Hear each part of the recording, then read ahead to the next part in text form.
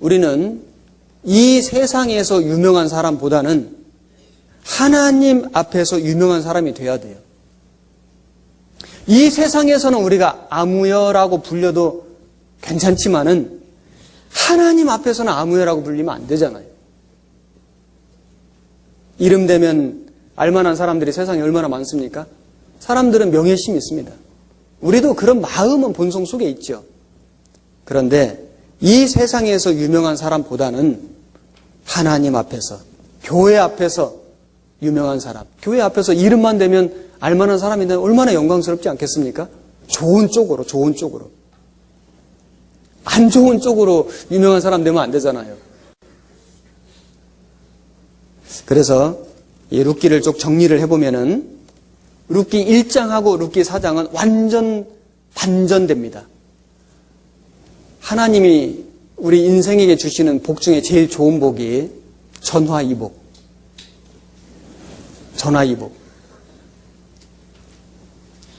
하나님은 역전의 명수입니다. 역전의 명수. 반전의 드라마를 이끌어 가시는 분이 하나님이셔요. 그래서 룻기 1장은 슬픔의 눈물이 나왔죠. 그런데 룻기 4장에는 기쁨의 얼굴들이 나옵니다.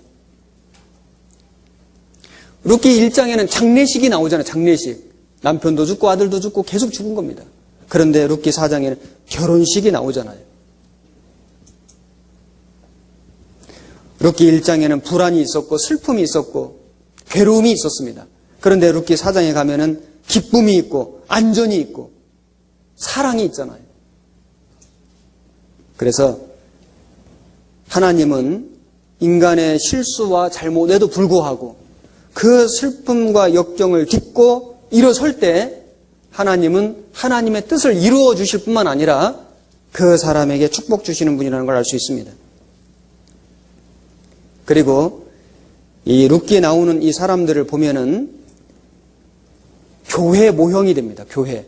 그래서 그 엘리멜렉은 이름의 뜻이 뭐냐면 나의 하나님은 왕이다 이런 뜻입니다. 이름의 뜻이. 그리고 나오미는 아까 말씀드렸죠. 기쁨, 희락 이런 뜻이고 두 아들 말론과 기론 이름이 좀 어렵죠. 말론과 기론이 있는데 노래 또는 장식 이런 뜻입니다. 노래와 장식. 그래서 이 모압에서 이제 엘리멜렉도 죽고 말론과 기론도 죽었죠. 하나님은 나의 왕이시다. 이스라엘 민족이 불순종함으로 말미암아 다른 나라의 그 지배받는 삶을 계속 살았잖아요. 처음에 바벨론에게 지배받았습니다. 하나님은 나의 왕이신데 지배를 받았습니다. 침략을 받았습니다. 망하게 됐습니다. 죽은 겁니다. 말론과 기론도 죽었잖아요. 노래가 그치고 장식이 다 떼어진 겁니다.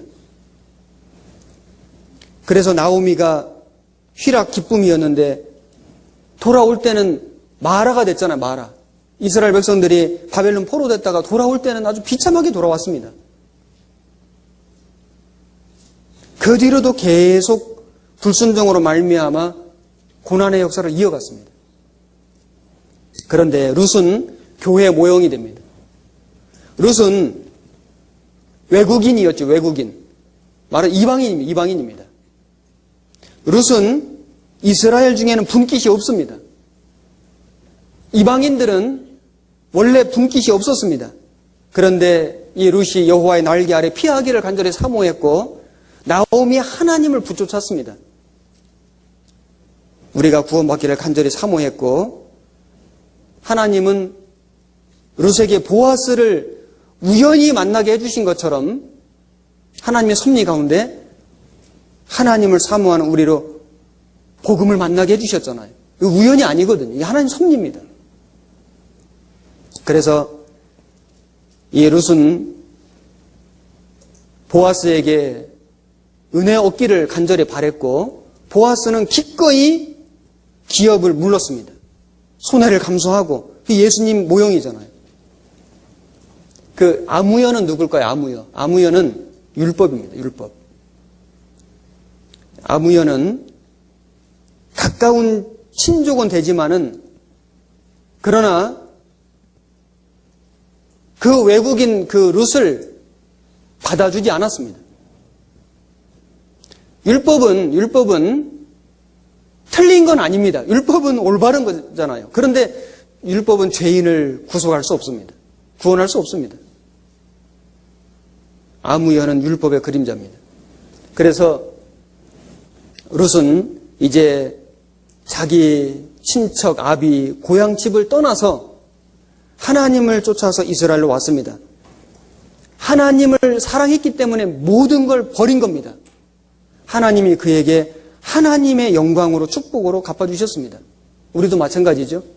구원받을 때 세상 걸 포기하는 게 있어야 되거든요. 세상을 사랑하는 사람은 구원받을 수 없습니다. 구원받은 이후에도 자기 십자가를 지고 세상 것을 좀 내려놓고 포기할 때 하나님이 그에게 축복하십니다. 그를 통해서 하나님이 일하십니다. 이것이 룻기를 통해서 나타난 하나님의 섭리라고 말씀드릴 수 있습니다.